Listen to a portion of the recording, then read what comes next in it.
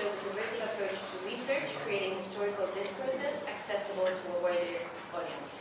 This particular panel will elaborate ideas in applied research, considering the changing media and the complexities of the field of architecture. Contemplating possibilities of how applied research becomes operational and created historically, we pose the question. How does applied research respond to a tension between historical construction and architectural fiction? Without further delay, David.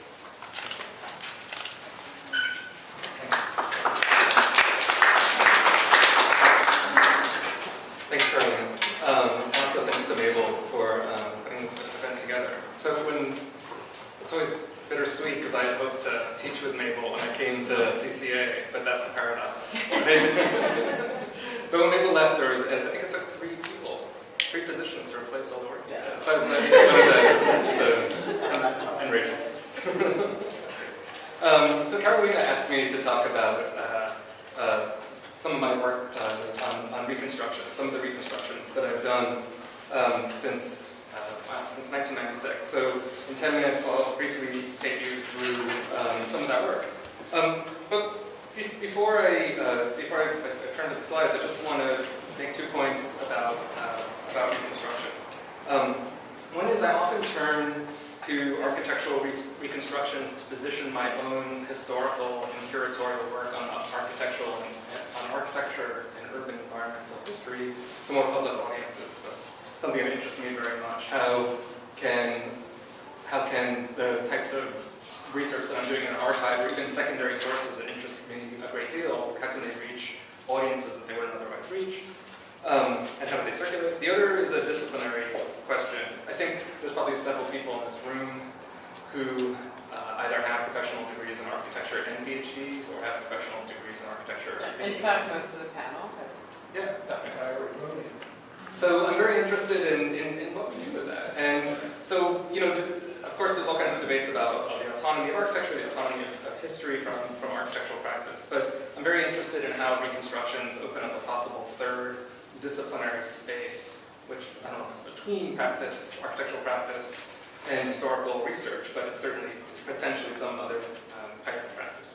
So when I talk about reconstructions, I'm talking about something that has a very old history in architecture. These are reconstructions. Sometimes in the 19th and early 20th century, the word was often used to describe these things as restoration. And on the left is Julien David-Valois' reconstruction of the Propylaea, a building he visited in ruins in Athens. And on the right is a very contemporary reconstruction of the same space, done in a much more realistic manner. It's based upon the contemporary research of Geoffrey Hurwitz, who has used to take his very dense archaeological research on all the spaces of the Acropolis and make them accessible to people that obviously wanted to learn the history of this particular space. And I think anyone who's ever dealing with reconstruction within architecture has to come up against the fact that this has its roots in explorations and considerations of the antique. So just very briefly talking about reconstructions and their history, both urbanistically and architecturally, I also want to convey to you some of my interest in the form. So this is, for those of you that don't know this is Piranesi's fantastical reconstruction of the field of Mars in Rome. And here we see reconstructions become a kind of a form of disciplinary agitation or a type of representational critique. And so how reconstructions can operate as a critical tool is something that interests me particularly towards germane issues within contemporary architectural discourse. I'm also interested in something that's a little bit more difficult to explain, and that's the reconstruction as a form of subjectification. So what you're looking at is a map of Warsaw after the war and the reconstruction that will happen in the city its medieval core was destroyed. And as the now socialist government in Poland was reconstructing Warsaw, they decided not to reconstruct any buildings that were explicit representations of capitalism. And so tenement buildings were reconstructed. It's the reason the Jewish ghetto in Warsaw was never reconstructed. But they tried to reconstruct buildings that were emblematic of a pre-capitalistic era and age. And so part of this is creating a type of milieu in the city that calls forth a certain type of subject. And this idea of reconstruction as subjectification extends way beyond architectural discursive parameters. It relates to writings of Marx, the 18th Brumaire of Louis Napoleon, which he says that every historical event is a kind of reconstruction of tragedy and farce, or Benjamin's analysis the same sort of way in which historical events tend to appear, or historical figures tend to appear as reconstructions of figures from the past in an associative way. So finally, this is something that has on and off interested me, and that is reconstruction and its relationship to contemporary forms of environmentalism. And so this is the Manhattan, this is a spread from the Manhattan book by Eric Sanderson, was illustrated by Mark Lee. And I'm sure many of you in the room are familiar with this, but basically it's a reconstruction, a reconstructive image of Manhattan before European colonization. And this image has a subtext, of course, which is that every tree that's planted on the right brings us closer to the image on the left. Every building made on the right brings us further away from that. There is a kind of a subtext of environmentalism. And I haven't been to New York in 6 years, which is frightening, but I just finally walked on the High Line. And the High Line is totally wrapped up in ideas of ecological restoration as forms of natural reconstruction. Okay, so in my own work that deals with this idea of reconstruction, I'm actually going to show you a very old project. This was my thesis as an MArch student at Yale. And at the time I was very obsessed with people like LaBrousse and so forth who were doing reconstructions. Wow, how can that relate to the present? And this is a reconstruction, my final project was a reconstruction of a building that was used by immigrants to bathe in the East and Hudson River. Some of you may be familiar with this building, there's since been subsequent histories of it. But I wrote a text, based on my resources, and then developed these reconstructions for an exhibition of this research at the Lower East Side Tennis Museum. And the point of this was twofold. On the one hand, long-standing interest in how spaces of economic flow that you see on the left, you see the ship's masts in the East River, how spaces of flow can be transformed into objects, particularly how nature can become an object. This is a square building, a lot of people are bathed in the center, be safe from ships. It's also the first space, the first one of these was built in 1870, first space explicitly built for an immigrant population in the United States. But at the time, South Street Seaport was nearing its second, third stage of completion. And of course, South Street Seaport is in itself a reconstruction. And I want to propose this as a kind of agitation to the idea that we could swim in the river in New York City. We could use the water. It seemed perverse and disgusting, and may still to many of you. But just the idea of imagining an alternative, calling forth reconstruction, which of course is used in South Street Seaport to imagine a different urban environmental future for the rivers. Anyway, so as a curator at the National Building Museum, again, as a communicative tool, we staged our early exhibition in 2002 on environmentalist critiques of the skyscraper, which we showed work by people like Kenyon and Norman Foster and others, and to give the public a sense of the kind of environment in which architects were and are reacting to. We so quote-unquote reconstructed the air-conditioned space only in Midtown Manhattan in 1975. New York, Midtown Manhattan was the most air-conditioned space on Earth in terms of its acreage. So I don't know if that's still. So anyway, this was an interest of that. And then when I briefly lived in Pennsylvania, there was an exhibition that never happened at the Heinz Museum on environmental histories of Pittsburgh and architectural preservation and so forth. And so we made this image as a provocation to reconstruct the environment over Pittsburgh in the 19th century, which was horribly polluted, of course, turning into imagery from Super Studio. But in Pittsburgh in the 19th century, the density of soot and smoke in the sky was so much that streetlights in the 1950s and 60s was that bad, they would actually come on in the middle of the day because of the darkness. And so it's a somewhat apocalyptic image, but I also think it's somewhat hopeful that if you can turn the sky from that to the blue that you see behind, surely we can get rid of the carbon that's currently in the atmosphere. So let me jump forward, because I know we don't have a lot of time. I was going to show you some other projects, but in the interest of time, I'm going to jump forward 10 years or so.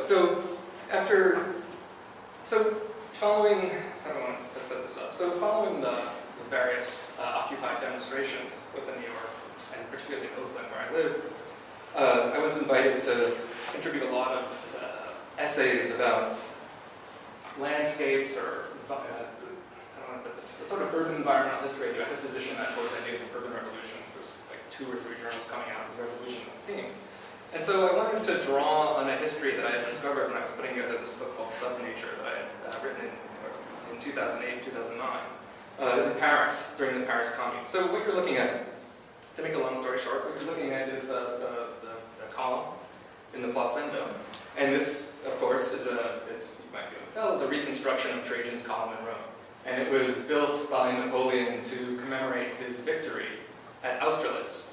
And actually, it originally was crowned with a simple pole and a fleur-de-lis. And then when Napoleon III took power in Paris in the mid-19th century, he put a statue of Napoleon, his uncle, as Caesar, on the top of the Vendôme column to stand in the square to sort of invoke both the era of Napoleonic Empire, of Bonapartism, but also, of course, the whole thing is an invocation of the Roman Empire. Again, this idea of reconstruction as subjectification is pregnant in this space and in this place.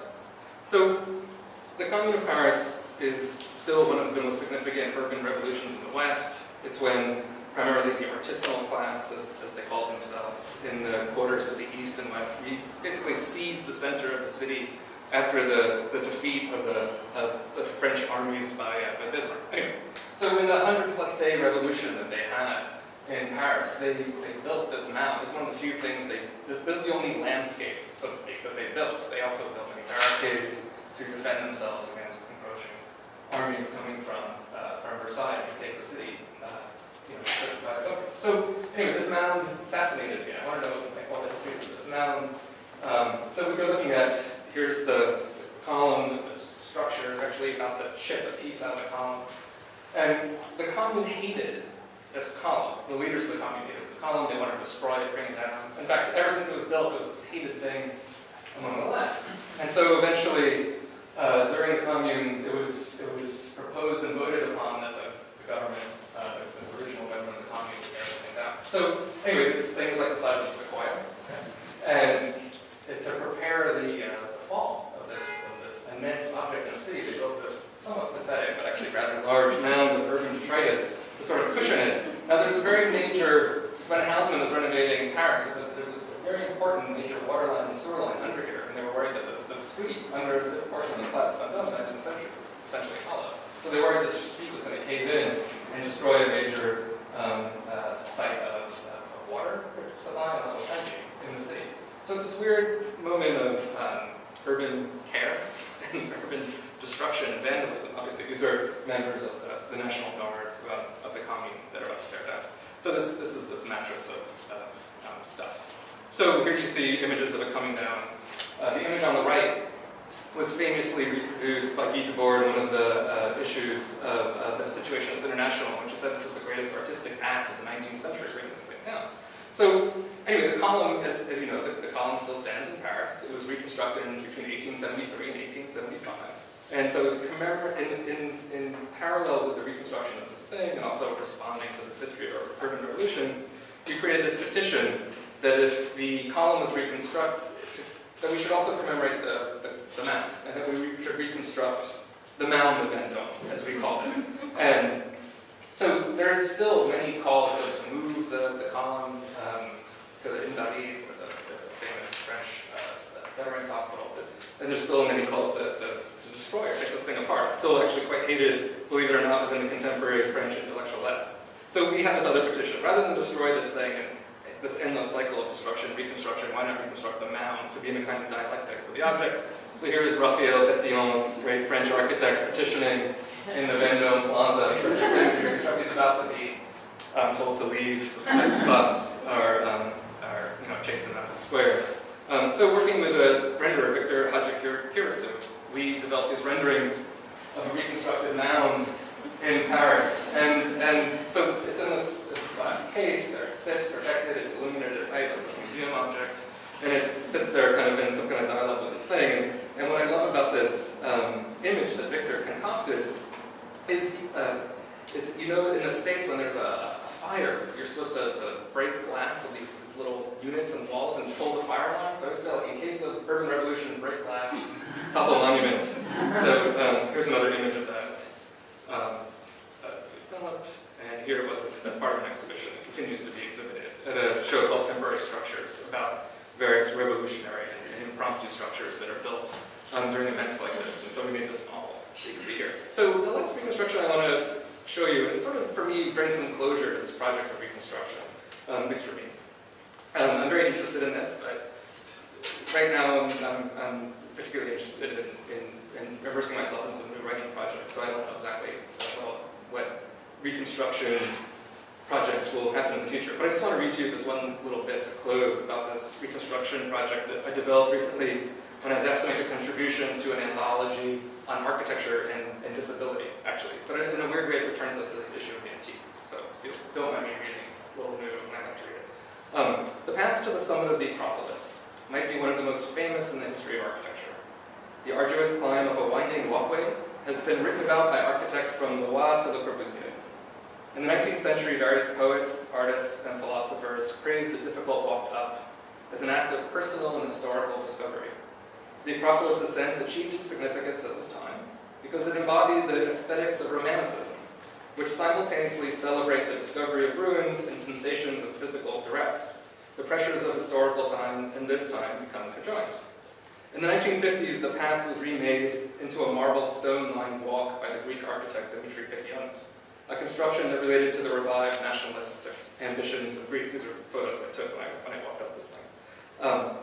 Here's another photo of Gissen. It is like one of the hardest ones I've ever been on, especially with the heat. It's incredible. Anyway, it pissed me off. So other more minor paths have spun out of Pekionis's. Of these, the most recent is a special route for the disabled. Responding to the repeated criticism of the inaccessibility of the site, the organization that oversees the administration of the Acropolis built a wheelchair-accessible path to the north that terminates in a modified construction elevator, taking those with disabilities 100 feet up to the Acropolis. This thing is like this incredible project, actually. I mean, no one I know who is in a wheelchair who's been to the Acropolis and never gone this thing. It's amazing. Okay, so we would like to enter into this 250-year consideration of the Acropolis ascent, proposing another route to the Acropolis, a reconstruction of the original path to the top that existed here from the 6th century BC to the Middle Ages. In the 6th century BC, the government of Athens funded the construction of a massive ramp that connected the temple of Hephaestus at the edge of the Athenian Agora to the top of the Acropolis. The ramp was a significant feature that further transformed the Acropolis from a feudal bastion into a religious site. It produced a conception of the civic, and then enabled the entirety of the polis to ascend the Acropolis. Actually, the elderly and children were carted up to the top of the Acropolis, to ease the ascent on this ramp. The ramp is a significant aspect of the history of the Acropolis, but unknown to virtually all who come to the site today. This is one of our renderings. If Pekionis's route positioned a nationalist figure within this robust ascent, a possible remade Acropolis ramp represents the reconstruction of a different, but no less historically constituted public.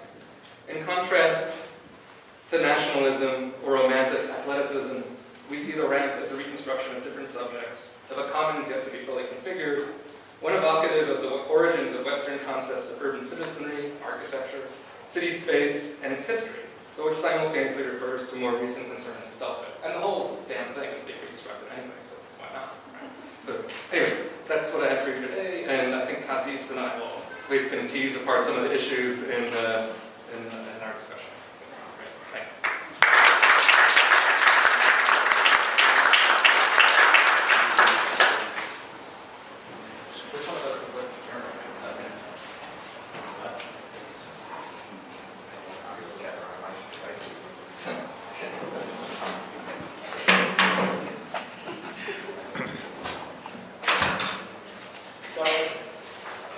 David and I, a disclaimer we talked about, David just kept insisting, so I had to respond. And I guess as we did so, initially I was thinking, what in the world are we going to talk about? And I think David was wondering exactly the same thing. And then some things began to be clear, or perhaps confusing, as the case may be.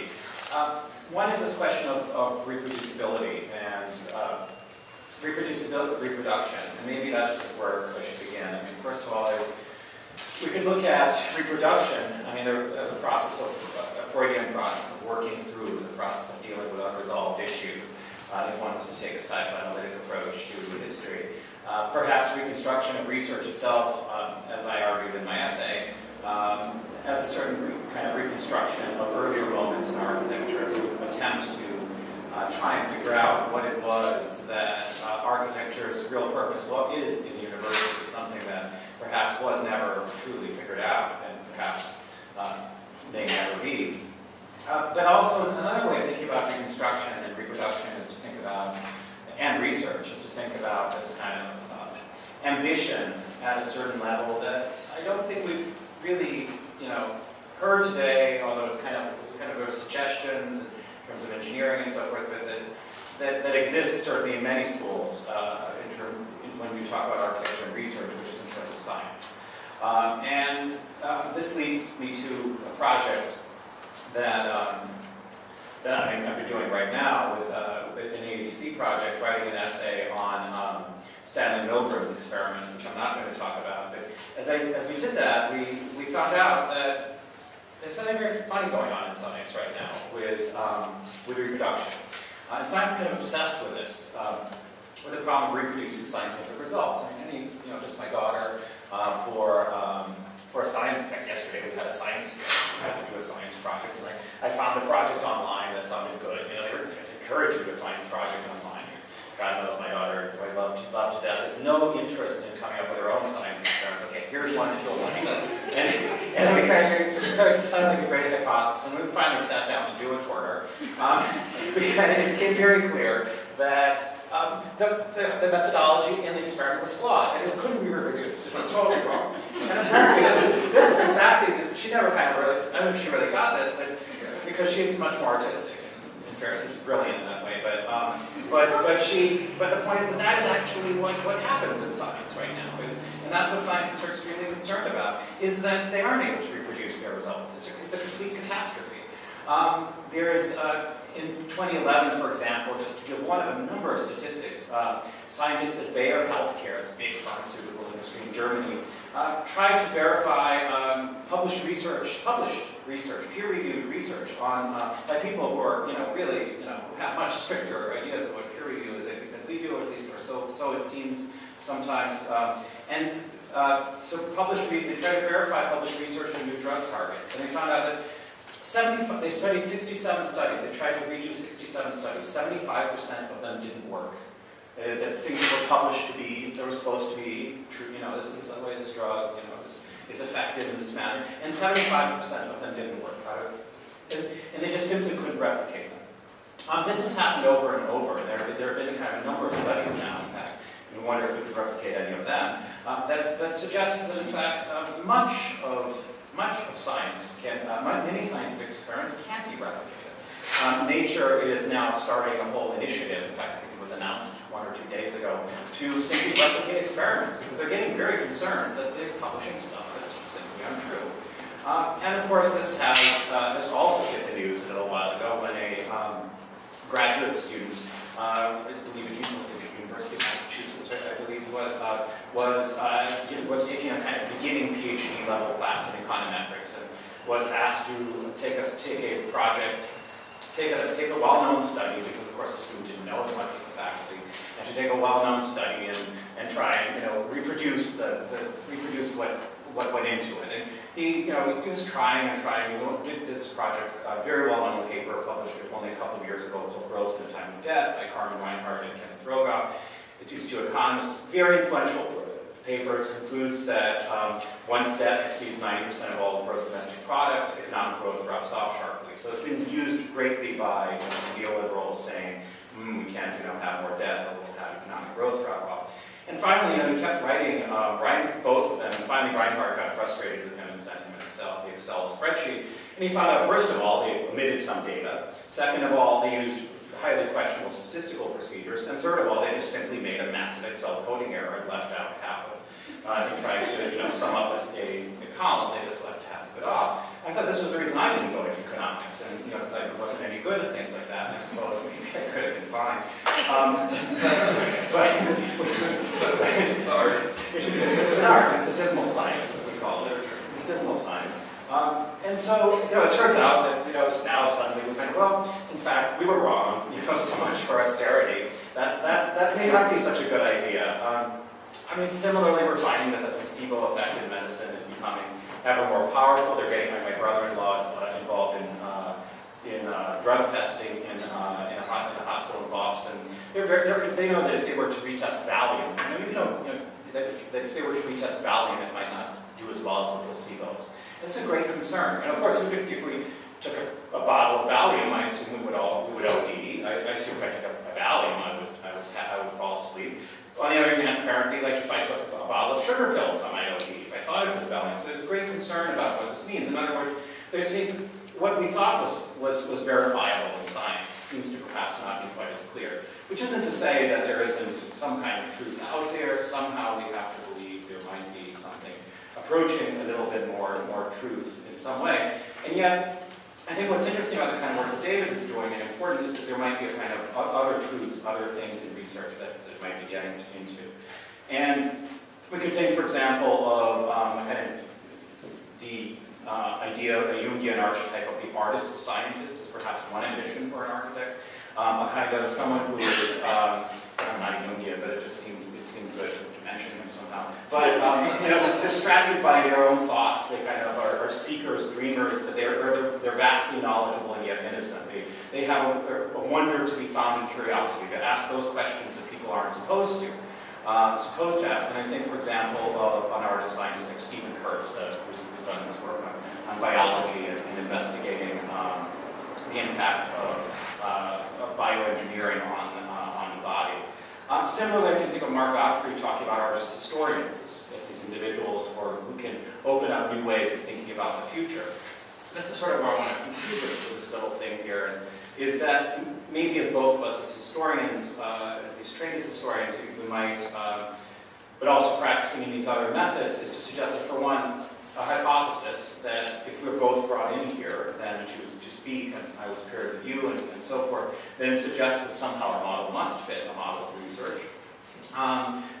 Or perhaps not, but probably. And then perhaps in the spirit of this, one might ask, then what is it about history? What is it about history that seems to be at issue here? And I think maybe back about either what Mabel said about architecture and projection, or about the previous talk about whether there's a temporality of neoliberalism. And I think there is I've been writing a bit about a kind of temporality of neoliberalism that's based on a kind of absence of history. It's based on a kind of intensified postmodernism in which the very weighting of historicity is now not just more thorough, but it's intensified into another state whatsoever, where we don't even have a Baudrillard to point away. Junk space itself is a decade old, and Rem doesn't write anymore. Where seemingly a decade ago it was all done, and now where Gissen said we used to plot the variations, we don't even plot the variations anymore. So with this, I mean, it seems like somehow there's no way to discuss the current epoch, or it isn't being discussed historically. And by this I mean very much in a kind of a popular cultural sense. This is not something that is being thought about. And maybe to some degree this is also something that happens in history. That is, that there is maybe this idea of history maybe going back a little bit more to a more autonomous model, as we were talking about the other day on the phone. That maybe there's maybe the idea of history as being sort of directly instrumental is a kind of utopian, and I mean this in a positive sense, utopian postmodern claim, but that perhaps is no longer held that often, and perhaps instead it's important for us, since history is kind of political thing that can inhabit architecture. Perhaps it still does, but perhaps now it might be this way. Perhaps there's something in research too that is thinking. Perhaps it's a new place in which we can operate, a way to open up new ways of thinking about the future, or for that matter, the past. Okay, full time work. Yeah. Thanks. Yeah, that's wow. That's what I was thinking about. I mean, the first. There's so many points that I've written down as many as I'd like to respond to. So, I'm looking at what interests me about what you say, and I set up some of the lens for research architecture relative to history, is that I agree with you that there's something about science that if you look at a set of data or set of results, where you begin to do things to, let's say, living objects, models, whatever, that you should be able to, it should have reproducibility. But in history, it's so funny because it seems like the whole premise of history is the fact that you and I could go to the same archive and might have different interpretations of what happened. That's like one of problem is that you bring to something your own method. Yeah, and I'm approaching that issue like what's the fact, right? I mean that's too much thing. I don't know exactly how that particularly is this kind of work, but one assumes that if you're calling for a reconstruction, you have to presume that something exists or existed, and if it doesn't, it seems like the most horrifying error, right? And, although that seems to happen quite a bit. Yeah. I mean, in Lithuania, we just had a little project where right behind the main cathedral, they've sort of forces of conservatism and archaeology have rebuilt the lower palace, of which we have about 3 drawings, none measured. They kind of got torn down, I think, in the 18th century, if not earlier. And it is kind of this thing that so many of us have a huge amount of problems with. On the other hand, some artists recently, they kind of did a mini-me when they did it, like they often do. Like, you often do a mini-me before you build it to show people what it'll be like. So they had in front of it a little mini-me, a mock-up of like a little section.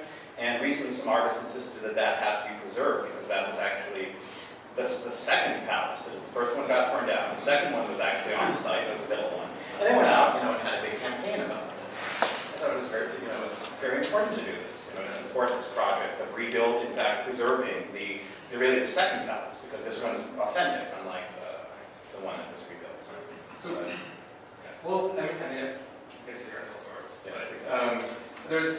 But I would say in that case, they were reconstructing something that, in a sense, was there, but wasn't. But the point was that there was, as in your case, there's a political. There's a choice, right? That the reconstruction always involves some kind of choice in terms of making some kind of statement, which all any history does. Yeah. Right? I mean, any impulse or desire to vote down a subject, obviously. I don't think it necessarily involves some kind of explicit political choice, but obviously there's an impulse to revive something from the past. The thing that maybe you and I can talk about the most easily is this issue of the instrumentality of history, of being trained architectural history, and which obviously haunts architectural historians' work, and even more so today. Who calls architectural historians not even be called architectural historians, just call themselves historians, to further distance themselves from any kind of applied aspects of their work within the discipline of practice. Yeah, I went back to my new critic when I went back to my freshman year teacher of English, and I told her I was going to be an architectural historian. She corrected my grammar. She said, "No, you're not." So in fact, we begin with an error. Grammatically incorrect. But you're saying to talk about this instrumentality of history. In that sense, there is this kind of this farcical, continuing instrumentality of history that we can see that there's a desire, for example, to rebuild, in this case, this lower palace. Really was a hole in the ground, and probably should stay a hole in the ground. And may that be, again, a hole in the ground if the right forces happen to have their way.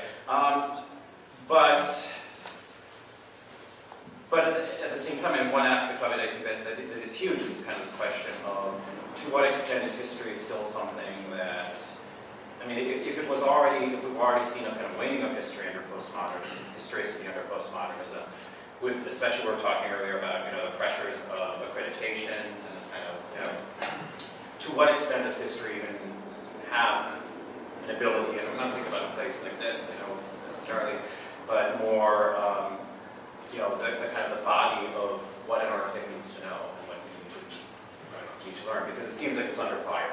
Right, totally under fire. Yeah, as recently as 6 years ago, we talked about this. It seemed as if, or a lot about this, it seemed as if history was going to disappear from architecture departments, or be carried away into art history. Of software studies. Or applied forms of research with a more scientific method. So, for me, one of the most convincing calls for history is this idea of the past being an unfinished project. And, I do, when I think about this, I do feel sort of trapped between that Marx essay and the Benjamin essay in terms of the farcical aspect of conjuring up the past and calling it, naming it as some kind of unfinished project, right, that has to continue on, the dangers of farce. And I feel like within my own work, I try to make that apparent by bringing in humor when these reconstructions happen. That yes, there is something farcical about watching something be revived, but nonetheless, that thing that we can maybe see as funny in some ways, like a cloud of smoke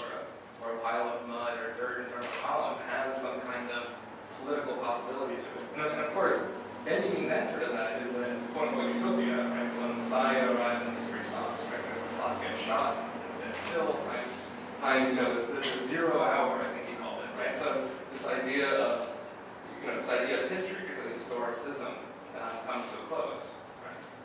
Yeah, I'm just thinking about the farce for a minute is something that, to what extent, we have actually seen it in reemerge in some places in AR a little bit, and also in CCCP in some ways. And I think the idea of the farce certainly is something that, or that laughter, if you will, is something that isn't a very important thing. I mean, for me, like Peter Sloterdijk's most important work, which is the one that seems to be most forgotten now, is A Critique of Cynical Reason, and there he talks about how in already in modern society, but I think one would say an extreme form in neoliberal society, one knows very well that what one does is wrong, but one does it anyway because that is nevertheless what one must do. But that the counterpoint to this cynicism is cynicism, which is the laughter of the philosopher the philosopher Keenan, who uses the farce to expose the situation. So, like for example, in the Mpho column. Yeah. Yeah, no, yes. Yeah. We should open it up for questions, and then.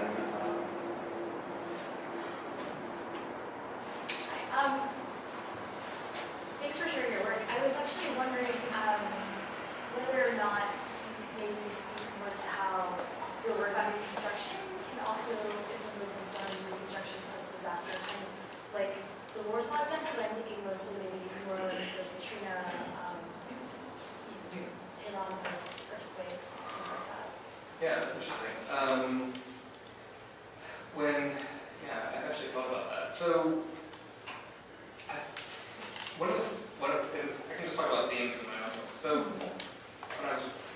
one of the things that interested me when I was putting together this book, Subnature, was the way that various architects or historical figures had responded to disaster, not necessarily by calling for the reconstruction of cities, but figuring out how these landscapes, these wastelands, right, how they could be historicized, like how could they, in some senses, be maintained, how could they be preserved, or how could they just be turned into monuments, right? And that interests me very much. And I think it's a missing feature in the face of a lot of urban disasters in terms of how the imprints of what occurred there, how they will maintain and be kept in the history of the city. So when I was working on it, there were two stories that interested me very much and made me very convinced by this sort of sub-nature, this history idea.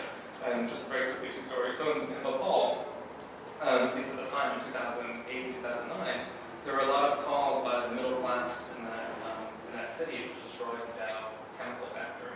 And the poor neighborhoods, which had been victims of the disaster there, actually called for it to be maintained. And not maintained as a working factory, but demanded that it not be torn down because they feel like the restitution from that moment hasn't been resolved. Right?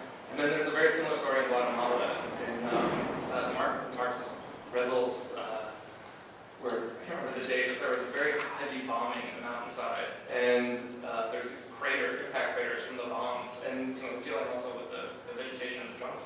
And so they're trying to figure out how to maintain these impact craters as historical sites in this neighborhood. So, this neighborhood, the surrounding villages. So I'm fascinated by those efforts to sort of take in these absolutely abject landscapes, etc., and fold them into the future of rebuilt cities or rebuilt areas of villages.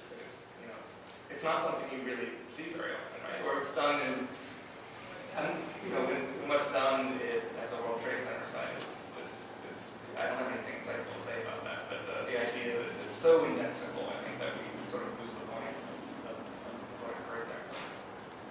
Wow, okay. Who's calling out who calls? Okay. No, because I thought you just gave a wonderful answer to Kazys' earlier question about history and its persistence in a variety of ways. But I was also thinking about other ways to answer that question that is sympathetic to what you were just describing. So, for example, the question is not so much whether or not there is history or we are in some weird post-historical kind of phase, but it seems to me, but what is the function socially, culturally, politically of historical knowledge and or memory, which is a different phenomenon. I don't know if you've been following the histories of the Civil War that the New York Times has been publishing. But I found many of those, quite extraordinary because they draw on recent scholarship, revisionist scholarship in one way or the other, that has been motivated by very, very serious concerns that are related to the ones that you just mentioned, to do with commemoration, restitution, and justice. And that, concerns that have not gone away, right? So one can, I think, it doesn't take a historian to see the sort of immediacy, the urgency almost of that project in that sense. So but that's one among probably thousands of possible sites. And so the question may very well be, which is I think a question for architecture schools, is how on the one hand to prevent history from becoming a service industry, which it basically is, and another to how to avoid the history child, how to not become a history child. While at the same time recognizing that this is not just some esoteric, sort of private language, I guess. Should we get more questions or respond? Well, I think, about 2 years ago, 3 years ago, Jorge, who teaches here, but Varnelis asked me to write an essay about his work. And actually, Mabel put us in touch about 5 years ago. And it was exciting to see someone dealing with similar issues, but different institutional issues. And it was interesting, like writing about his work and also reflecting on stuff that I've been thinking about with projects of my own. I thought one of the ways to call forward things from the past and not turn them into cheap kinds of objects that appear as kind of history as entertainment and it also goes to his work and some of this stuff, is this idea that you can bring back history without historicism, right? I mean that in the architectural meaning of historicism, that you can bring back things from the past, dust, smoke, dirt, that lacks style. And I think that's interesting. So you can't identify a pile of dirt as a 19th century pile of dirt, right? So it totally demands our work as writers, as there's language, to position it. And so therefore there's actually a lot of agency, I think, to the kind of curatorial historical interpretation in space. Something extremely interesting about that. Just very briefly, I think I think you're absolutely right, Reinhold, and then there's also this issue of the previous question about reconstruction. I think it really ties into this. Reconstruction of devastated areas, because there is the problem of, let's say, Naomi Klein talking about the shock doctrine after Katrina or other areas that have been hit by disasters. It isn't precisely that. Those kind of cases are the moments in which memory, history, or a political use of history. There is a political use of history. The political use of history is to reconstruct a very sanitized and, if you will, even a temporal idea of what a place is. A place without political history, without struggle, and that's a profound danger, I think, and that's, I think, the kind of project you were talking about is something to encourage and to look to at the same time as something that is very much against the grain in many ways, when such an event happens, or when forces decide to build new palaces. I was interested in how you pitched your depiction of history with the issue of the public audience, and that it sort of it wasn't what I expected in terms of tying it back to the sort of architecture student or the sort of architectural studies even, but was really seen as this way of reaching a public audience. And I wonder if you can turn that back onto the teaching of it, or the role of that decidedly public idea of history within the academy. Yeah. Actually, what's funny is, you work on these projects, and when I teach the survey, and so how can I show them this mound? And it's always this thing, like, you're looking at a completely reconstructed place. The Plaza Nova's, not just the column, the whole square came down in the worst civilian massacre, still in Western Europe, in one city. So how can you not talk about the fact that everything is reconstructed? So sometimes I throw in the project or the ramp, right? Stuff. But it's funny, they don't know how to react to that. And it's very funny with the architecture students. But also, the undergrads, they're very young, they're second year, so they're like, weird, like what are you doing? You're supposed to be talking to us about stuff that's old. And and then you're like intervening with history. That doesn't seem, that's strange, right? It's sort of, I think it confuses them, but I think this is an issue. It is an issue of maturity, but it's an issue of disciplinary maturity. I think graduate students, many of our graduate students who are very interested in architectural history don't necessarily feel like they have to decide to either be a practicing architect or a starting a PhD, and they are trying to look for this middle ground. So in that way, at least at our school, I'm sure similar to other academies and programs here like CCCP or this program as well, I think there's a very strong desire among students to find this middle ground. There's been, as we know so well, there's been so much architectural history produced within the last 20 years, right? It's like the stuff that's everywhere. There's deans of almost every architecture school these days are historians, right? So I think students are, right? So students, what? Yeah, right. So students, I just think students are just like, what's going on? And how does this stuff play a role in my disciplinary future? Which is a totally valid and fascinating question. Not one that we should just, I'm very frustrated. I feel like Michael Hayes answered that. The role of history is to not have any involvement with practice, and therefore its meaning, this very intensive Dufourian answer. It's charming, but within my work, I find it frustrating, if not impossible. So, yeah, but I do think I feel this compulsion to explore this other thing, this middle ground, whatever that may be. Okay, thank you. We're going to hold the questions to the round table, the remaining questions, I guess. Thank you.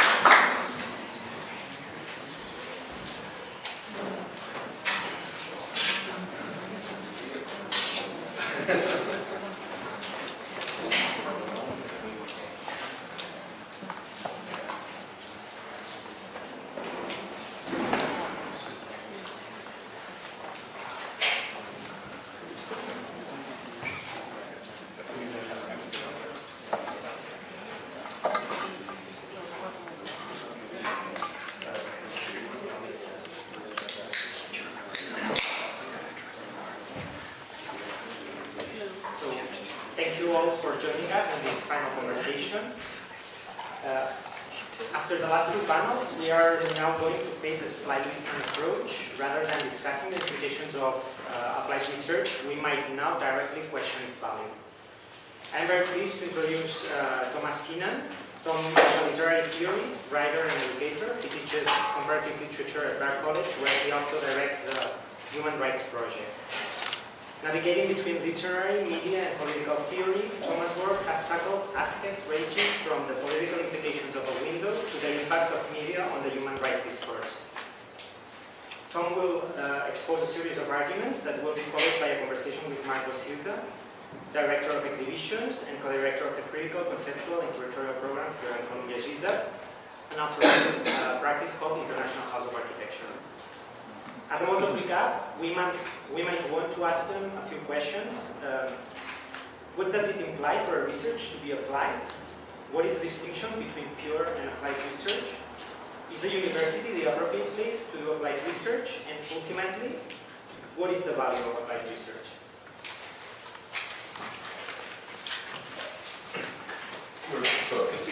I have no slides, so I'm just going to say. Take your entire architectural background. You're just flaunting that. So, in the other version of this, in the version that had the names of everybody who was talking, right down here there was the other title of the session today, which is an imperative. So in fact, it's not called conflict of interest, it's called apply conflict of interest. That reminded me of a famous, exactly, it's like a button. That reminded me of a famous outdoor billboard in Kigali in Rwanda, where the post-genocide government of Kagame got very interested in fostering population between the what was left of between the majority Hutu population, which had been primarily responsible for the genocide, and the minority Tutsi population, which was governing. And the billboard, and there was a big international push for reconciliation and togetherness and so on. And the billboard says, "Reconcile, it's the law." So I got a feeling like that from this button and this title. And it brought out in me something that I share with Mark, which is I don't know what the right word is, subjection, flirtation, infatuation, long training with Jacques Derrida. And it reminded me of this great old essay of Derrida from the early 80s, in which he investigated exactly this problem, the question of the status of research in the university and of the demand for applied research. And so Mark agreed to play along with me and go back and reread this essay. And so we thought we would have a little conversation about exactly this thing. It was called, in various forms, it was published in 2 or 3 places. It was called The Principle of Reason, or The University in the Eyes of Its Pupils. There are various other titles. But it was a reading of an essay by Heidegger called The Principle of Reason in the context of an investigation of the politics of research in the universities. So, and I think it's been, it was very formative for me, and I think for others as well. So I thought I would just read to you a couple of passages from this essay to set things up, and then I'll comment a little bit, and then I wanted to talk very briefly about the project that I've been doing for the last dozen or so years, which is to create and direct what we call, confusingly, a human rights program in an undergraduate academic institution. So what does that mean as far as the relation between research and application? What is it to teach human rights as an academic question?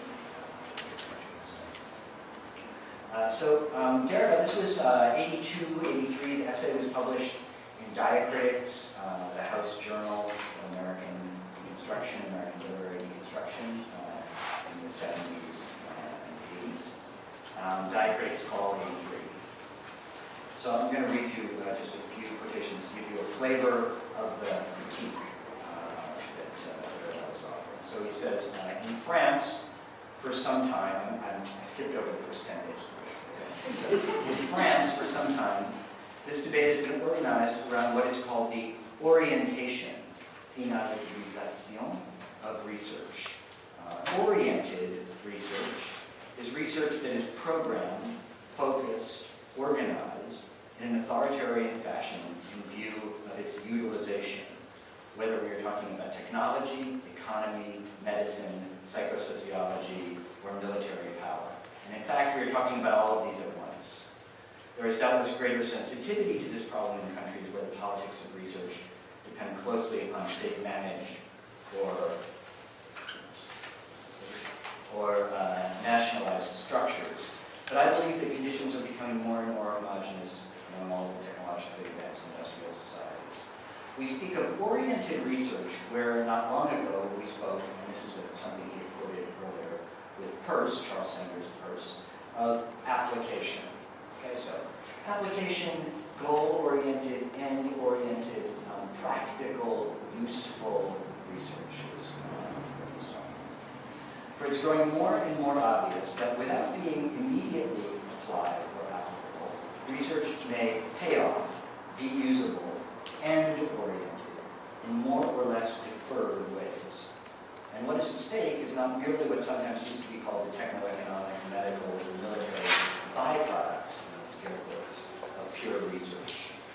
The detours, delays, and relays of orientation, its random aspects as well, are more disconcerting than technical. You may wonder what is being advocated in France in opposition to this concept of oriented research?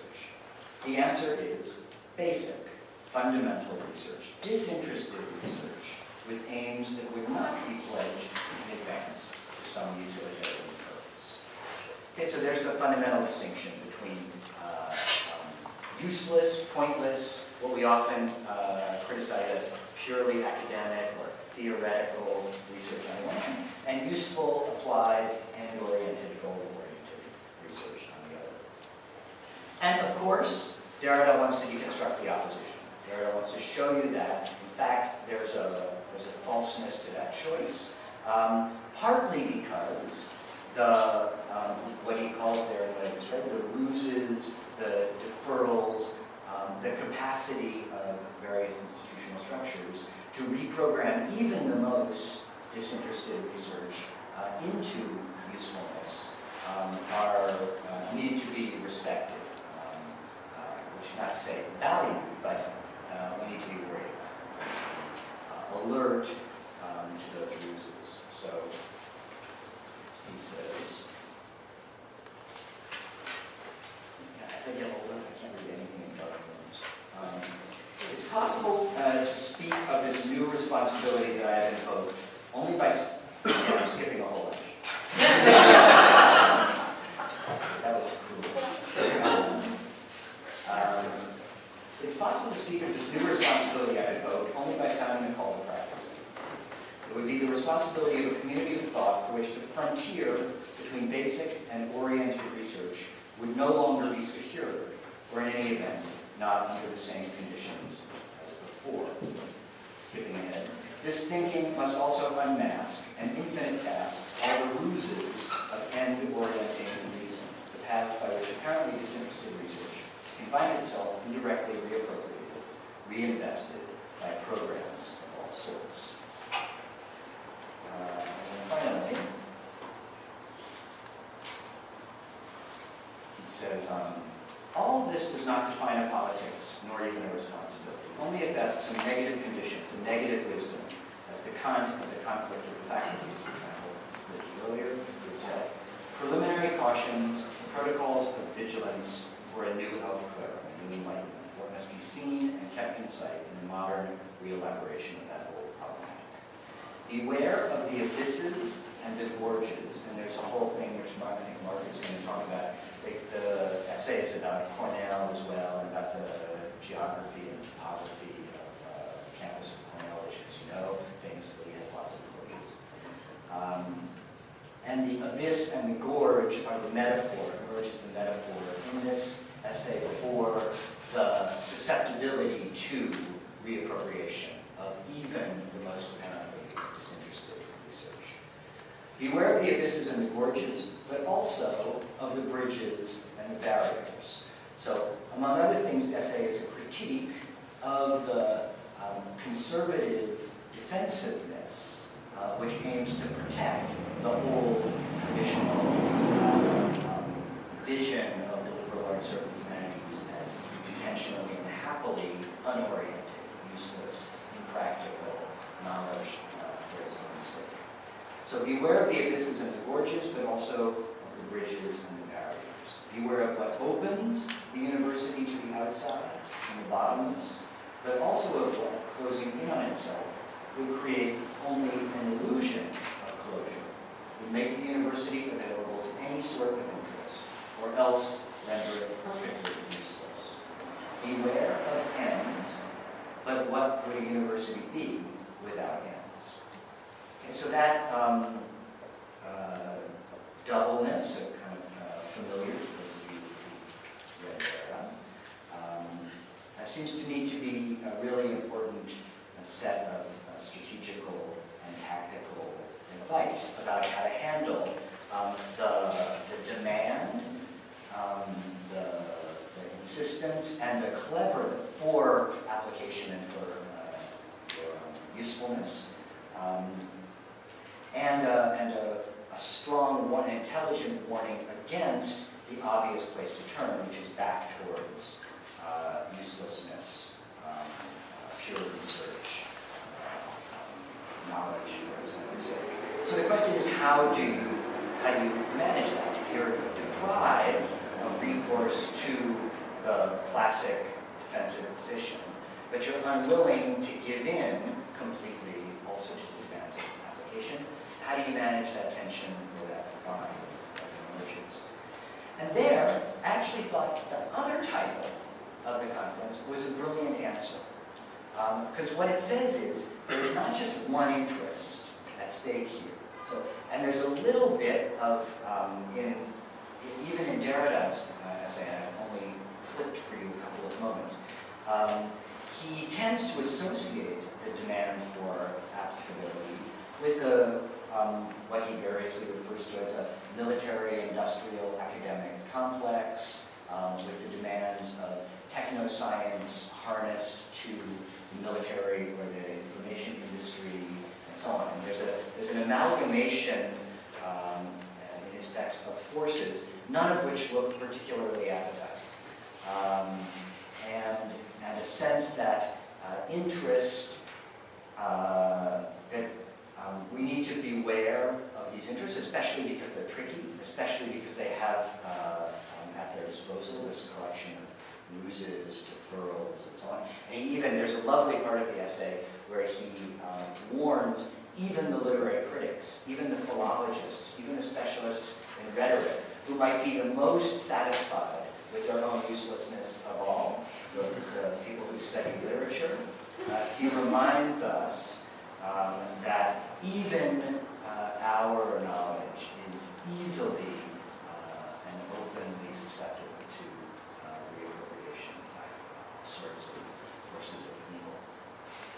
But it seems to me that, and I'm going fast in characterizing. It seems to me like the notion that there's always more than one interest at play in this, and that the choice is not between interested and disinterested, but increasingly a matter of, to use Sarah's word, of judgment or of distinction or of discrimination between all sorts of interests which are increasingly investing or have already invested what we do. That makes it more interesting and really locates a sense of what the territory is on which we're playing, or what the battlefield and who some of the actors in the battle are. So that's a very fast summary of that.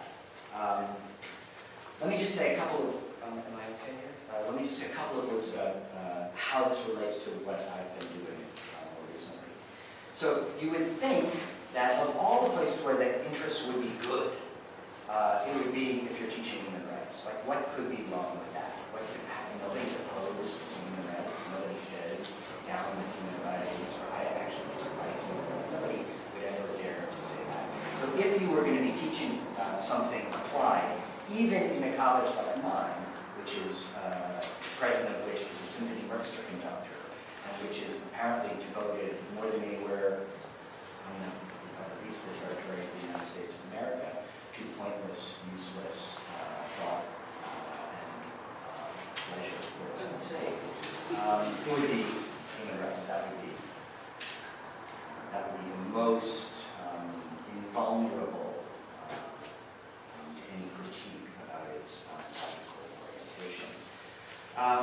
But it turns out, actually, that it's more complicated than that, and that what we've learned and what the structure of the program that we've tried to develop actually comes to look more like the structure of a conflict of interest, which is to say, yes, we say to our undergraduates, you're in school, you're going to learn things, but we know that you want to make the world a better place. We hope that if you're interested in human rights, that you will bring this to bear on the world, that you will try to put what you learn into practice, and that's generally why students want to major in human rights at Harvard, because they want to learn something that they can not only get a job with, but get a job that they like, a job that they enjoy, a job that's meaningful when they graduate. But what we find ourselves saying to those students all the time is, slow down, be wary of, without invoking their explicitly, be wary of the ways in which your desire to make the world a better place, when it's coupled with the pathways that are available to you for doing this when you leave, may not be as unproblematic and morally righteous as you might think. That there are moments and ways increasingly in this world in which human rights discourse can become an imperial vocabulary, in which human rights can be harnessed to all sorts of things that it hasn't, over its long history, usually been harnessed to, like the application of massive quantities of military force by the world's leading armies. And so you might want to hesitate a little bit in your certainty about the value, the practical value of what you've done. But on the other hand, so there's a theoretical and critical vocabulary that we're trying to develop with our students about human rights discourse and human rights practice. But on the other hand, it seems insane, criminally insane, to treat human rights only as a theoretical or a critical discourse. And all the things which militate against being made into a purely theoretical vocabulary would seem to be that. So a really interesting dynamic or tension grows up between the demand for practice, especially when it has all this moral fervor attached to it, moral and political fervor attached to it, and the increasingly essential task of criticizing it. And so in the best circumstances, you get a critique of human rights practice and of the demand for practice that itself, a theoretical critique of the demand for practice that itself becomes practically interesting. Without losing any of its theoretical rigor, hopefully, it enters into the very large domain of human rights practice in a way which starts challenging practically some of its theoretically imperial tendencies. This doesn't always happen, but as a structure, as a conceptual framework, that's what we're hearing. That's a start.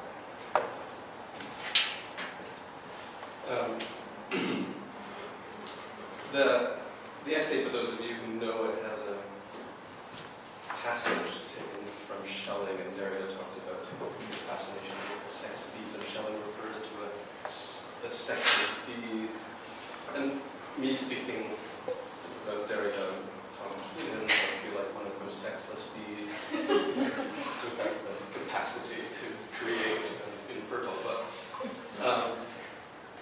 But my role here is to pick up some of the threads of the essay, which is a remarkable essay for those of you who haven't read, but also to prompt Tom to continue to talk more about his own research and the circulation of theory and research through, let's say, the critique of practice that we just heard about, and we'll come back to that in a moment.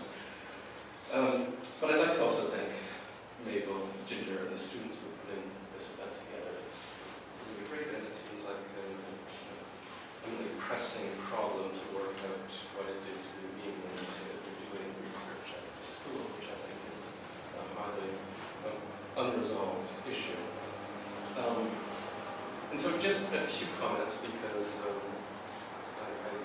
agreed to this exchange on the essay, and then I'll launch into a series of questions. The first I want to say is that we originally were asked to talk about recent research, and Tom was going to talk about this forensics project, and I was going to talk about an exhibition that just occurred in the gallery last semester at Salvage Art Institute. And I'm not going to do that, but I might help Tom to talk a little bit about the forensic project.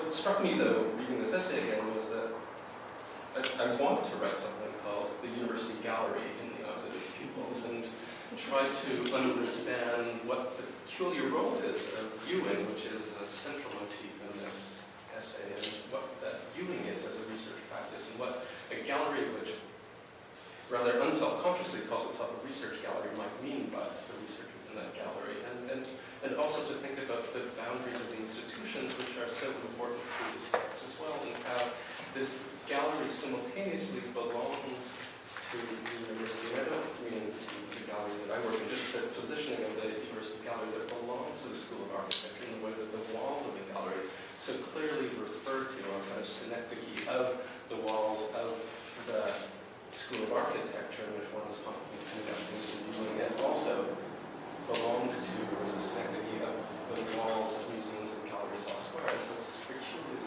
porous site that one should be nervous about and ask about its capacities for research. But that's not what I'm doing here. So to just talk a little bit about the essay. If you've read it, or as you will notice in Tom's comments, the issue of application or applicability, applied research is a central preoccupation or topic of the text, as is what Derrida calls the implacable political topography of the situation he's analyzing. And one feature of that, and I'm compressing a lot, one step toward an original anarchy, which he claims, the undoing of archival or institutional power, risks reinstating the powers of class, caste, corporation. And so this is part of what he's talking about, the peculiar double condition of the university and its critique.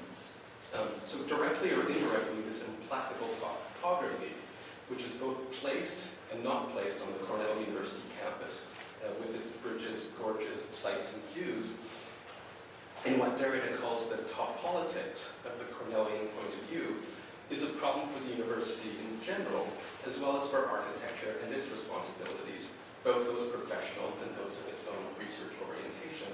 I'm referring to the orientation that I already mentioned. So just to take a fast spin through the campus and to understand a little bit more some of the ways architecture is implicated. The essay points to the appearance of oriented research, and as Tom has noted, a term within French universities that describes the applicability of research toward techno-scientific, military, or informational ends.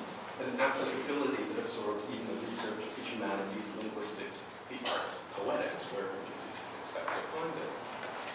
And so the top politics of the university is at once this research orientation and the orientation of the view of the university. At Cornell, for example, that identifies what it sees or doesn't see of its landscape boundaries and contours. And so the top politics clearly is the political, social, textual construction of the idea of the university, its critiques, but also peculiarly the location of its campus. At Cornell, the view from the university, its siting would entail the bridges and protective barriers that Tom has already spoken about, as well as the hills and gorges on which the campus is placed. Its placement on the hill responds to the imperatives of the romantic sublime, such that the view would shift metonymically through a series of topics. He describes, in citing an essay on the history of the campus by James Siegel, he describes how the placing of Cornell would compel one to read the landscape, then associatively solitude, ambition, melancholy, death, spirituality, which would then lead by easy extension to questions of culture and pedagogy. And so the view, again, is implicated in the, let's say, the epistemological train of the university, as well as the kind of social conditioning and the aesthetics of the view. So the topos of the campus, then, is one that is oriented toward the view and those topics that are called. But the play on the word topos and topic and politics is obviously all throughout the essay. At one point, Derrida announced that his topic is not this view of the university, not this orientation, but rather something we could call a reorientation or a disorientation, one whose optics would not view this series of romantic associations, but would instead look down at the gorge. And there's a whole really great passage on this, but he describes looking down the gorge as the groundlessness of the reason on which the university is founded, the abyss, the implacable topography of the university, the topography that is placed in an impossible place over this abyss, but also within the Cornellian campus. But also what is included by the potentially ennobling term orientation. And I think this is, this just again follows on what Tom already said. So in this view, which is not the romantic sublime orientation of the campus, the aesthetics that the romantic sublime is displaced by a regime of research called into the service of technoscience, war, and secrecy, in which research has to encompass the entire field of information, as well as, and this is his list that displaces that earlier romantic list, the essence of language, all semiotic systems, translation, coding and decoding, hermeneutics, semantics, structural and generative linguistics, pragmatics, and rhetoric. So, a quick impression, but just to point out that the essay's disorientation then, the topic of this essay, is a form of viewing, this is what he describes, that would recognize this void, this implacable topography of the university. It would think the abyss beneath the university, and, as he puts it, the entire Cornelian landscape, the campus and heights, the bridges, the barriers, and the abyss itself. And so there's something about his reading of the geography of the campus, the peculiar positioning metaphorically, but also historically and institutionally, the aestheticization of view, which is also at the same time the, let's say, the undoing of the reason or the grounds of the campus, that clearly makes it a fascinating essay for architecture.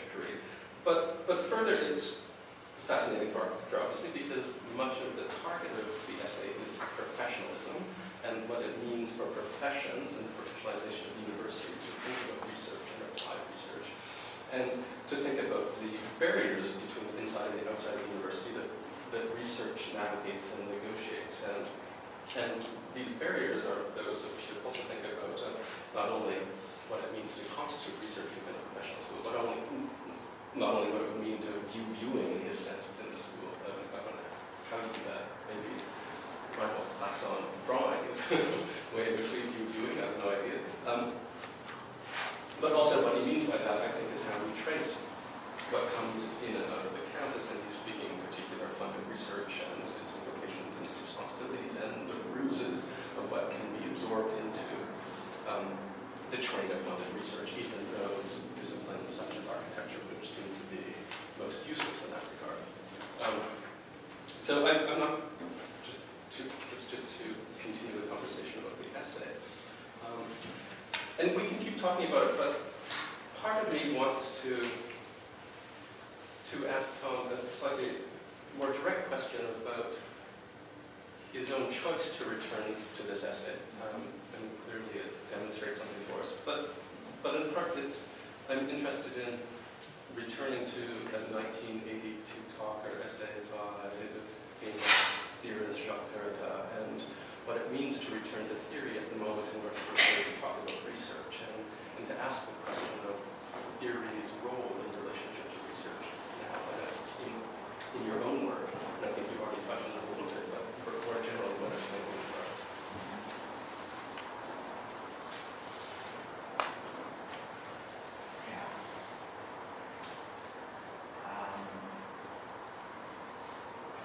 I guess for me, well, one thing that I always appreciated about Derrida was that theory wasn't just theoretical. So that's another way of pledging allegiance to application in some way. But here it felt to me like there was, well, so the genealogy of this was, of course, I'm super interested in research that's connected to things in the world. And I think it's really important to be suspicious of how satisfied you can get by doing research that's connected to things in the real world. And for me, the exemplar, or the guide in that suspicion, is something like what's represented in this essay. So for me, it offered a mode of formalizing and abstracting that problem that helped me understand a little bit more about what I was doing.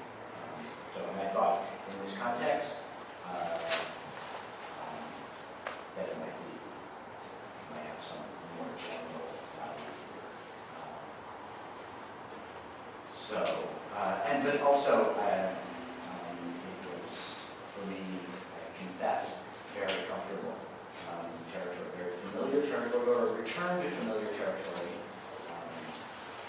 which helped ward off the sense of traveling to an exotic territory. The exotic territory.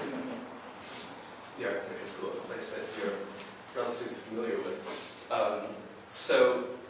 But maybe we can talk about that familiarity. And please, I want to keep asking about the theory question, not really why this essay, but also what its relationship is to research and how we might theorize research and what you mean when you're talking about research within the human rights program, what you're teaching students to do in forms of research, and how you distinguish between, let's say, what we might even consider the practicalities of research or the methodologies of research, and what types of theoretical imperatives you're also, or theoretical questions you're also raising simultaneously. Do you see those working together effortlessly, or are they also intentions? They work together, but in a conflictual way.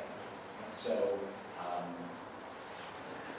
the whole point, I think, and I mean, maybe this is, maybe human rights and architecture are not so far apart in one sense, because there is up until 10 years ago, there were no non-professionally oriented human rights programs in any university. The only kind of human rights program was one which gave you a practical degree with which you would gain employment as a human rights lawyer or advocate in an NGO or government or something like that. And so one of the things that we were interested in doing was noticing or calling attention to that professionalization and trying to start thinking about some of its limits. Some of the ways, again, especially, and I don't know whether this actually works in architecture or not, but people who were getting degrees in human rights were super happy. They were politically and ethically super happy by that. I mean, as I said, there's nothing wrong. There's no possible way of thinking that maybe architects feel the same way when they get their degree, that they have an honorable profession in which their creativity is not stultified, and yet they're making a difference in the world. So that is where you need an intervention, exactly at that moment, when there is a successful professionalization, a successful orientation, coupled with moral fervor. So for me, that calls for a theoretical intervention, and a critical intervention, but not only for the sake of theory and criticism, but because some dangerous creatures are being produced. That's the definition of an architect. But it's certainly true that let's say that ameliorative tendencies in the discipline tend to produce some form of happiness, which I think most of us are to correct against. And there are various techniques, and I suppose some degree of a kind of theoretical insertion would be one way to prevent against that. But I also think that the field is all too aware of its historical calamities and achieving that state of self-satisfied capacity to ameliorate is harder to achieve now than it used to be.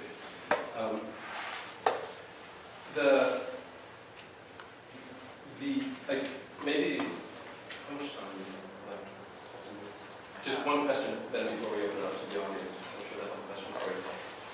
Can you say something about your forensics project then, and how it intersects with architecture and some of these questions then? Sure. So the compressed version, it has an explicitly architectural dimension, partly because they did it with an architect, who is Leon Weitzman, who runs a Center for Research Architecture. So there's the whole problem compressing in the name.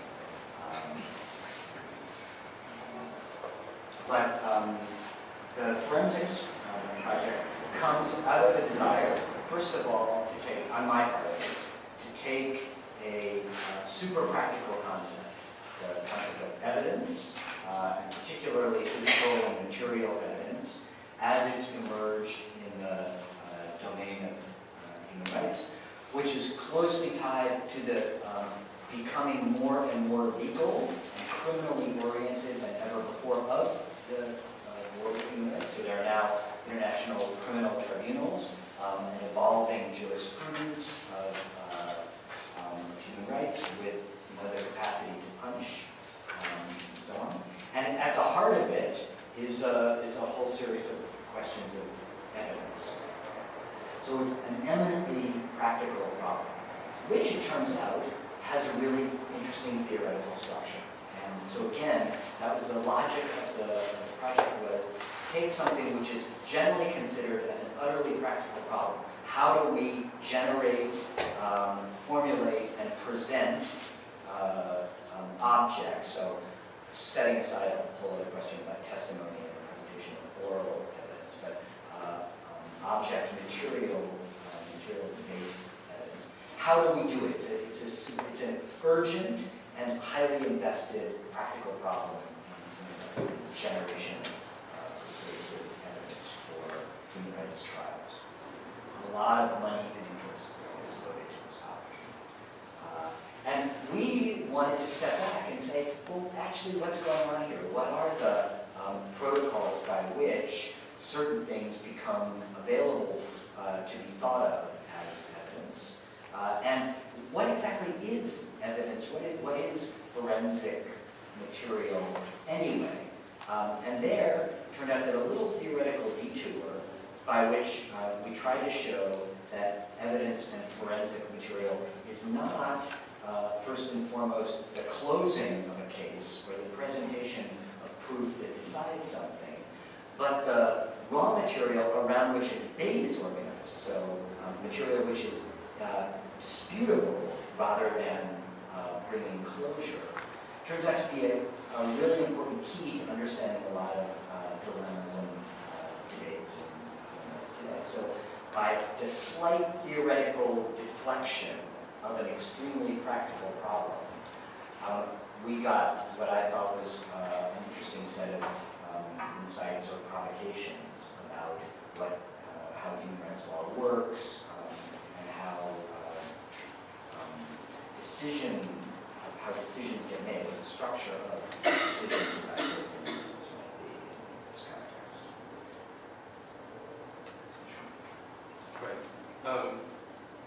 Any questions for Tom? Or Mark? I can't resist.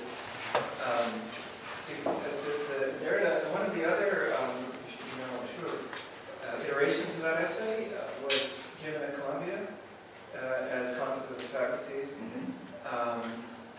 was on the anniversary of the Graduate School of Arts and Sciences. And this connects with your point, Tom, about potential affinities between curricular structure, institutional structure of human rights and architecture.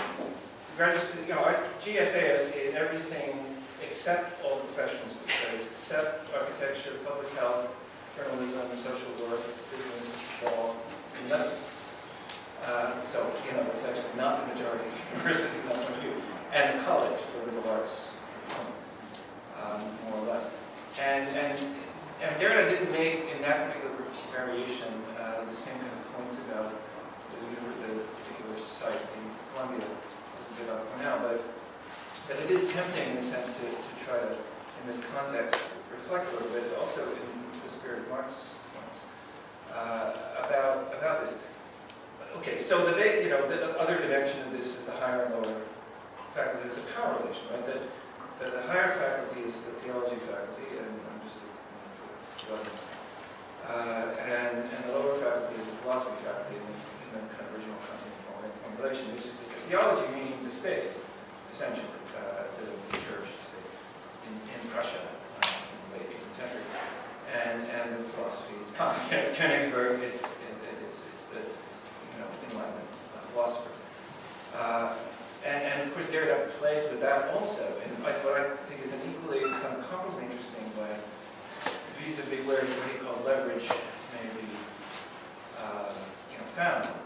So the question might then be, I mean, let's say then, first of all, this has always reminded me, basically, of any faculty meeting, that's what conflict of faculty meeting, in which there are certainly conflicts of interest, but also different orientations, to continue to use the vocabulary, orientations, but also backing up those orientations. There's power, there's seniority, there's grants, avenues to which money enters into the institution, often in favor of your faculty, particularly in the natural sciences. And so the question, the sort of practical question might be, I'm not asking Tom to come and make a translation, but sort of in principle, where the leverage, where you found leverage, in a liberal arts institution, in either direction, to work within or against the structures, the power, the sort of unevenness, the higher-lower structures that also partly organize this relation.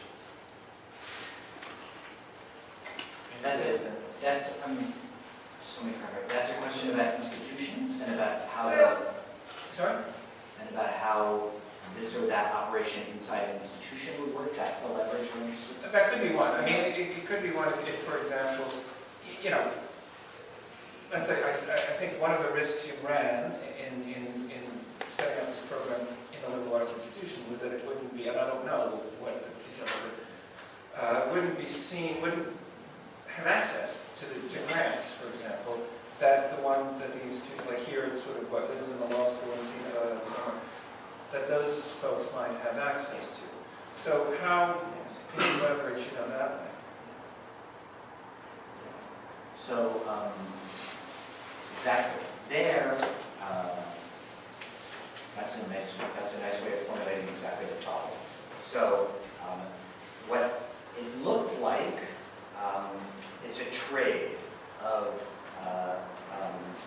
renouncing a certain kind of clout and access to money and access to other institutions by not doing this in a more professionally plugged-in situation. And in exchange, we get a certain kind of liberty that's close to the liberty that Keenan imagines the philosophers have as opposed to the theologians. And it looks like the trade is powerlessness gets you freedom, right? Or impracticality gets you a certain kind of independence and so on. Interestingly, I don't think that's actually what's happened. Yeah, we haven't gotten much money. But I think there's an interesting kind of, I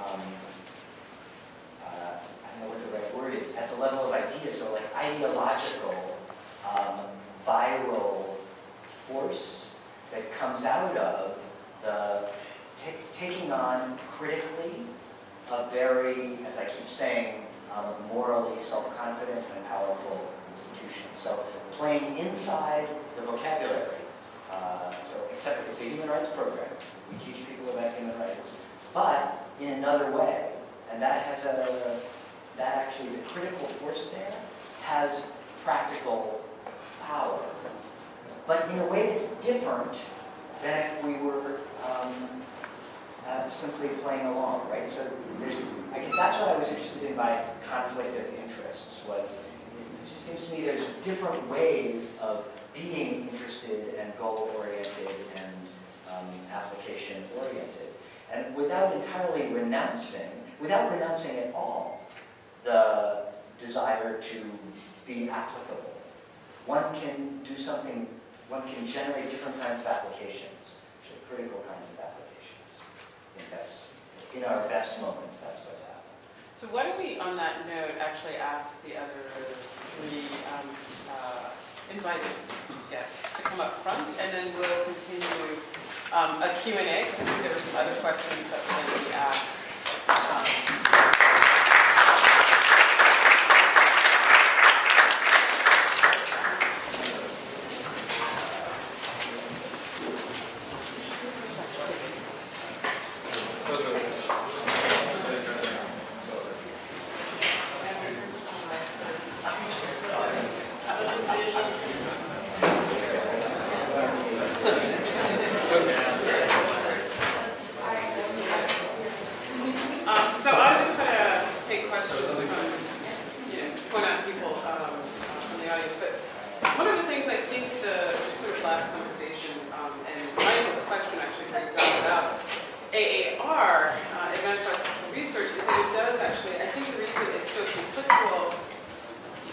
these questions are contentious is precisely because it is a degree that literally is, anyways, has fallen between the cracks. And I mean that because, one, it's a certificate, it's not a degree, so it hasn't gone through, the various kind of stages of scrutiny and granting that a degree program would usually go through, both within the university and also within the state, have a certain level of certification, even though students get a certificate, technically, but it's also a post-professional degree. That's for most of the students that have been in AAR, it's also this other, it has this very kind of curious kind of positioning in terms of where they see themselves in their education, and I think that's part of the reason why a lot of these questions and issues are somehow coming up, because it doesn't fit so neatly within the way in which the university literally organizes, right? Its own taxonomy of disciplines and professions and whatever. So I'm going to open up to the audience for additional questions.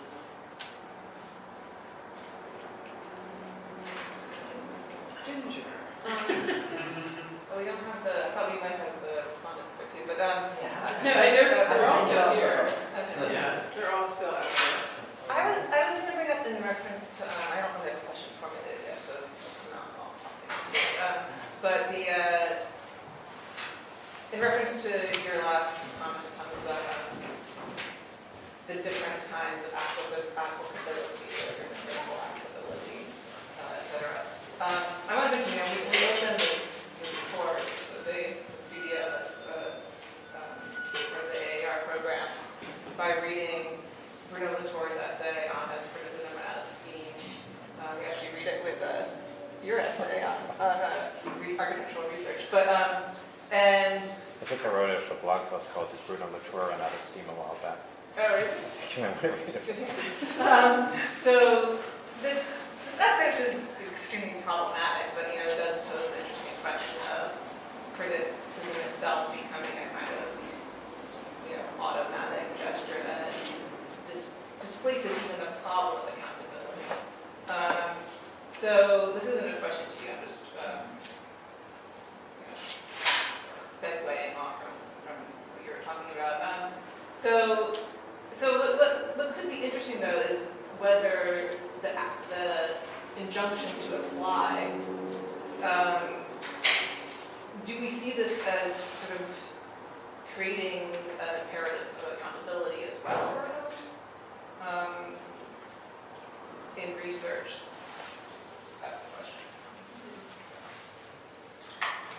What do you mean? How are you defining accountability? Well, in the case of this essay, it's, what Latour is saying is that if, basically a kind of let's call it automatic criticism. He doesn't call it that, but basically that what it does is it creates a kind of, it makes skepticism itself a kind of justification for ever displacing the question of accountability or verifiability. That you can displace that by just saying that you never know. So, Target is basically there. yeah. He thinks his target is Like I said, Yes. It's weird. I find him completely deranged. I know. Well, yeah. I took a class on him, and I continue to try that. The other thing, he refuses it constantly. It's like he meets there and that, and he's like, just sees them. Or whatever. I mean, various aspects of structures. Right, exactly. But the Latourian, his work is basically Dewey, and that's an example of applied pedagogy, you would say. That I personally think is very much contemplating.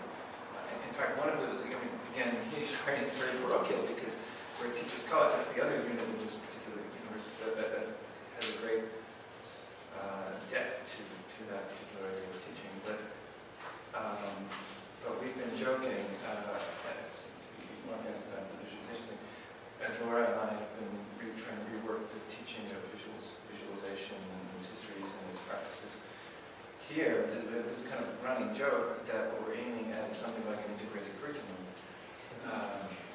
which sounds familiar, is really a curriculum constructed in the local elementary school under the sign of doing, basically, and not exclusively basically. So that might, at least to add to the bibliography, maybe that I think that's where I would certainly meet. Around Dewey and pragmatism, which had its own political implications. I wanted, does someone want to pick that up? No, that's right. I'm just dot. You want to talk about that? I wanted to put something else on it too. So Okay, you want to no, talk about criticism and responsibility? Well, I would just say, I think that Latour is right in that essay and in a number of other things. There are ways of doing criticism that are skeptical, postmodern, quotation marks and so on, ways of doing criticism which are about just demonstrating the unreliability or the unknowability or whatever of the thing in question. But there are other ways as well, which without renouncing criticism, and without even renouncing the same kind of conclusion, like a conclusion that, for instance, the distinction between applied research and fundamental research is undecidable, or ultimately blurry, do not let you off the hook. Right? So I think he's correct in challenging the version of criticism which tries to get the critic off the hook. But there's another way which puts you on the hook and forces you to confront the much more difficult conditions under which decisions need to be made. Like the portrait he paints of the dilemmas facing researchers in universities. They're not something you can avoid. They're not something that any of us can avoid. The question about the reprogramming and the usefulness of what we do, whether it's in literature, architecture, human rights, anything else that any of us are doing. The stakes of the potential reappropriation of our work are really enormous. And it's not a matter of just being critical about it. We have to decide what we're going to do with our criticism of these ruses. So facing the undecidability of the problem is actually a demand for responsibility. It's a demand for accountability. When you are looking at a situation in which nothing else is going to guide you in making the decision besides yourself and your own codes, then you're actually in a situation of hyperbolic responsibility. So I'm a little bit farther down the critical road. You come back to the question of responsibility. No, I think that the call to say that you're not off the hook and the consciousness of what you do with it is extremely important. The demand to do something with it is extremely important. I think that's if there's any takeaway, I would say that's one of the most critical takeaways. I wanted to come back to Pep's question from earlier about when you were posing it specifically about creating more of a distinction between the post-professional degree and the ER, frankly. But part of what it made me realize is there's something very interesting about the question of research in our field, which is that research isn't taught to in the Masters of Architecture program necessarily. There's no sort of conscious teaching of actually how to teach research. So the people there's an assumption that we all know what it is to do research within a studio and then to go on and teach research in a studio or even in a seminar. If you've gone on with your terminal degree being a master's and enabling you to teach in a professional school, and even in PhD programs, one can ask whether you're really taught how to teach research within an architecture school. And I think that's an interesting question that we haven't addressed. The issue, it's maybe a plus, it's maybe a minus. I think that the same sort of dismantling of the binary between applied and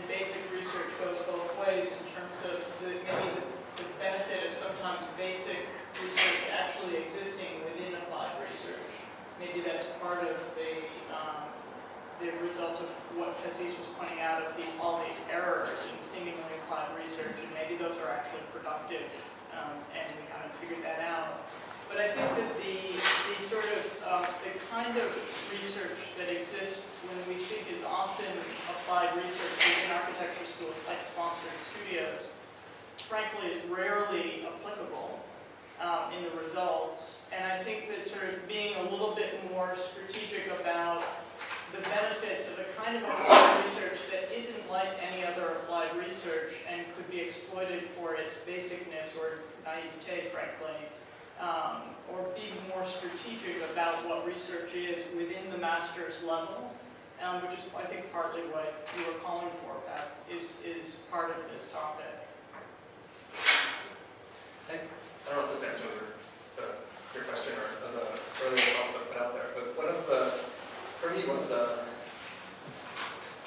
problems I've often had with the way research is entered into architecture is that, on the one hand, I'm drawn, it addresses some of the things that Tom mentioned. On the one hand, I'm drawn to the political impulse in a lot of it. In fact, like the programs that are emerging in London or other parts of the UK or Europe or even here in the United States, there's a strong political impulse that one's research is going to have a kind of accountability to basic issues of rights, justice, etc.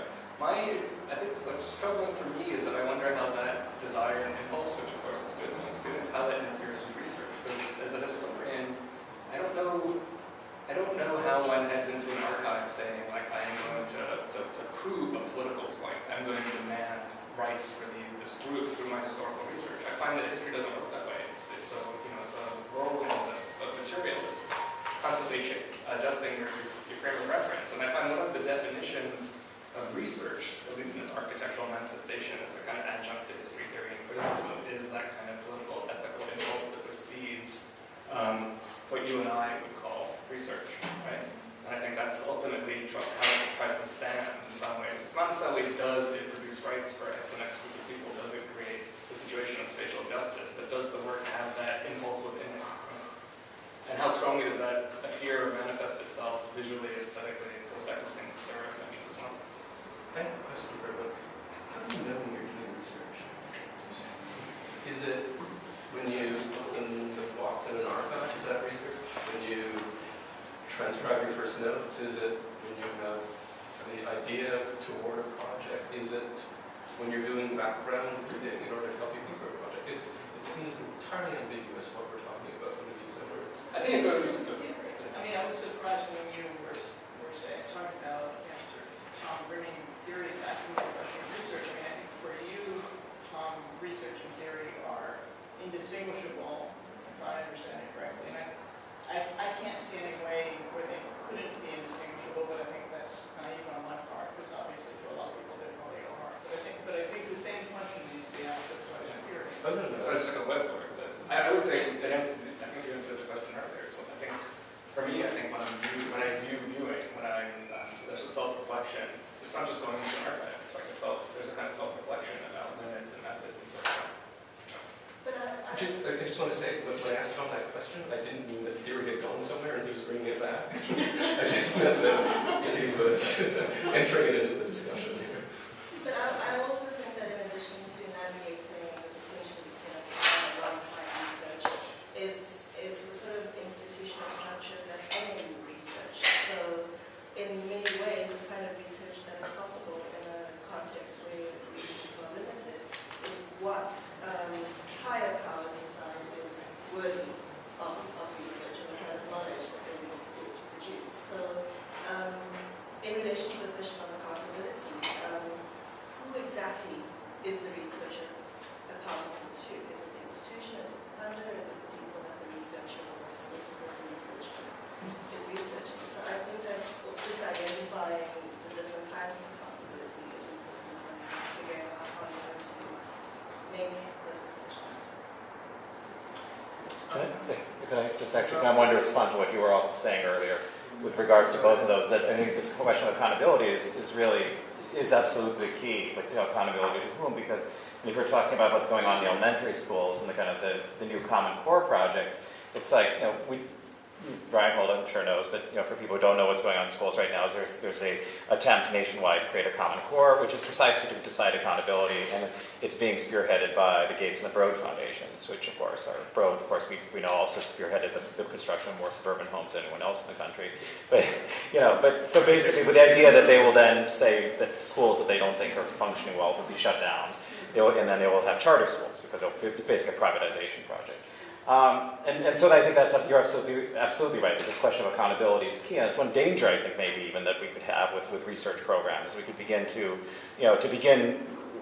we could easily begin to walk down a path of accreditors deciding what then constitutes appropriate research, which they kind of already are doing, but in a more serious way, say, and then wind up even further down this path of being told what it is that we're supposed to be doing. That's what they're doing. Yeah, I mean,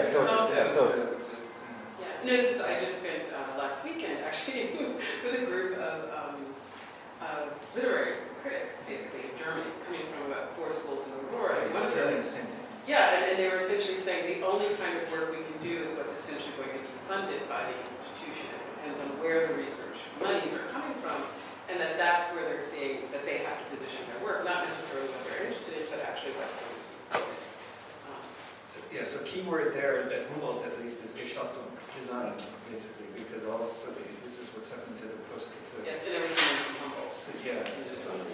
Well, they've reconfigured at least some component of it, but using, I think, probably to get this kind of search money as a kind of Latourian. Design is fundable. Yeah, Gestaltung is very fundable, but especially when it's applied to science, when you put the laboratory together with the, kind of critical humanities in this form, it seems to generate money. Anyway, but I did want to ask about the Constitutional Archive, because I think this is maybe behind you about the frame, around. So, because I think that that's something worth acknowledging, that there is no self-evident archive, unlike maybe classical historical research. There's no self-evident archive for whatever this applied research may be in architecture, nor is it even clear that there was an archive per se, and I think in that sense that can work in both directions. On one hand, it's perhaps a little bit of an antidote to the archive fever that does, I think, affect many academics, many historians, and this sort of fetishization of the dust that comes out of the folder. But on the other hand, that this precisely the practical challenge of kind of answering your question, where do you start, how do you start, and what constitutes the field of, the playing field of the research is an interesting one. And it's also worth noting, because I think it's not a secret that this is not new in architecture schools and especially in the profession. Most of the cues that I've been able to see, I think in some of these new programs like at the ETH and elsewhere, as well as the Goldsmith, are drawn from some of the classical practices of modernism, with maps, diagrams, charts, data. Actually, what is called architecture in its most canonical form actually has not always necessarily, how far you want to run the historical story, but certainly in the recent past has constituted itself partly as some form of empirical investigation. And so that too, implies a kind of reflexivity, but also I think it's also somewhat liberating, pragmatic, as a kind of relief. Oh, we don't have to start from scratch. Also historically like a constant turn for social science and geography. Yeah, of course, the authority for social sciences, yeah. But there's also this implied, the language of the production of space, for example, that language would call, and maybe this is some things that were meaning the kind of Marxian language or vocabulary would refer to some of the things that we've been talking about vis-a-vis criminal applied as it were a contradiction that may or may not be resolved at some other level, and I think that whole problem in a sense hasn't entirely gone away either. But what you asked the question of the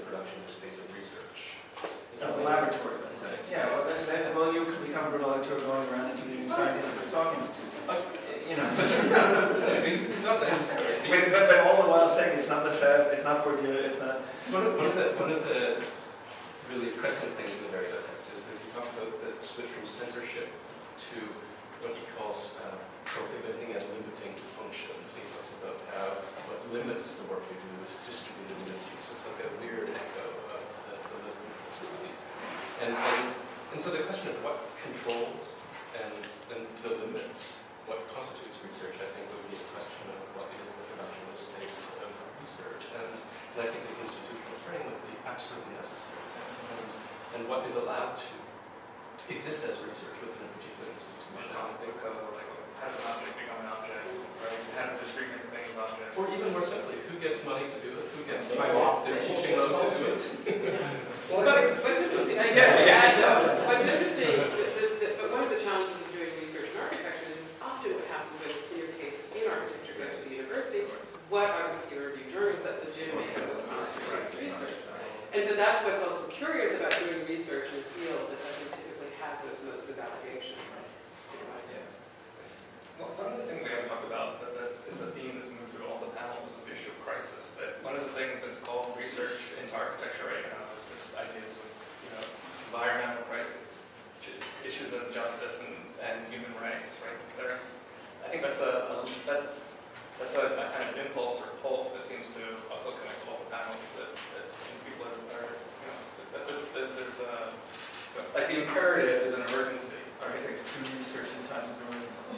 Or emergency, like if you think of historically, I the know. Florence flood. No, we're having this discussion, I don't know if you, this is, I'm not feeling really, but there was a discussion that last year, we have this X, all these X's all over the world, studios. And the people running those. That's X's. I know that. I'll be the producer. I'm aware. No, you were there, that's what I'm saying. But there was a kind of a report back to the home base last year, because I know we're going to have the next week again. And one of the things that was quite striking about many of the activities, sort of, because this is about the structure of the institution as well as it is about the knowledge and the practices produced therein. That the further away, in a sense, one could say, from the imagined site of classical research, the more acute the emergency seemed to be, and the more immediate the response to that emergency. This is, in a sense, the reports that one was getting back from the field, like that exhibitions and conferences and so on, were all, crisis in the slums, this and this, which is, of course, completely understandable, and it's like this thing, how do you argue with it? But the production of knowledge as the product of a kind of permanent emergency, which is, as we know, not accidental, itself ought to be, I think, called into question, or at least put into some perspective. I wasn't saying that the ship was linear. I mean, I think the historical emergencies you're talking about, we know that themselves are not, they didn't just happen.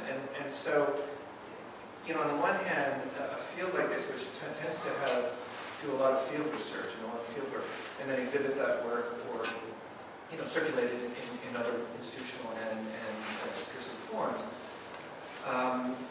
Because I think this is a tendency, maybe I'm wrong, but I think there's a general tendency that maps onto what you're describing, in which the state of kind of more or less permanent emergency in which we live is being reflected in lots of really good projects that are basically trying to deal with the emergency.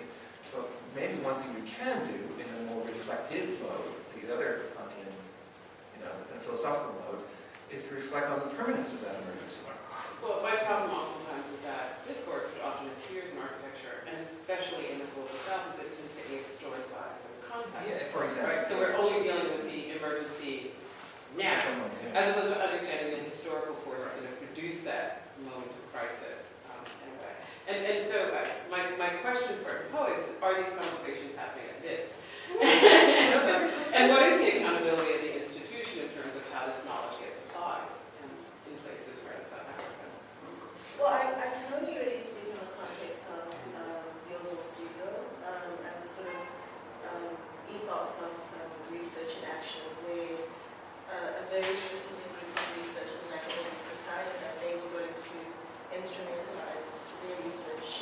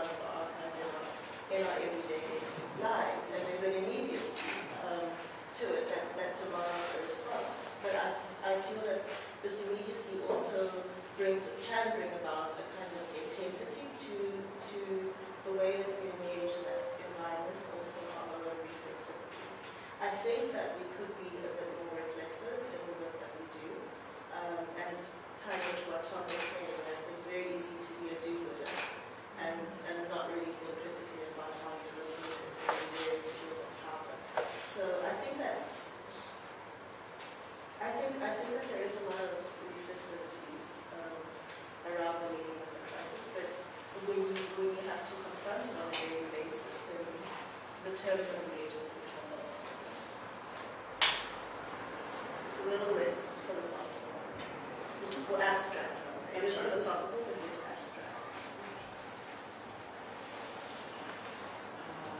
Any other questions? If not, I will close the conversation.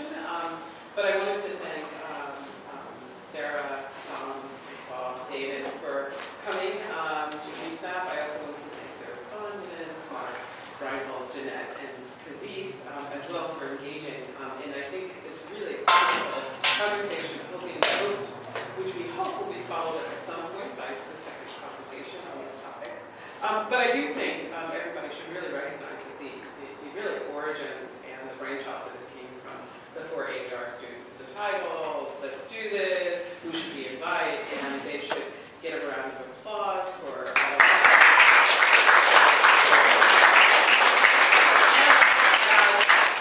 What they do on a daily basis would not be possible without the fabulous Junior Nolan, who has worked with them tirelessly and heroically over the course of a year to really get them to focus and understand what it means to actually practice or to do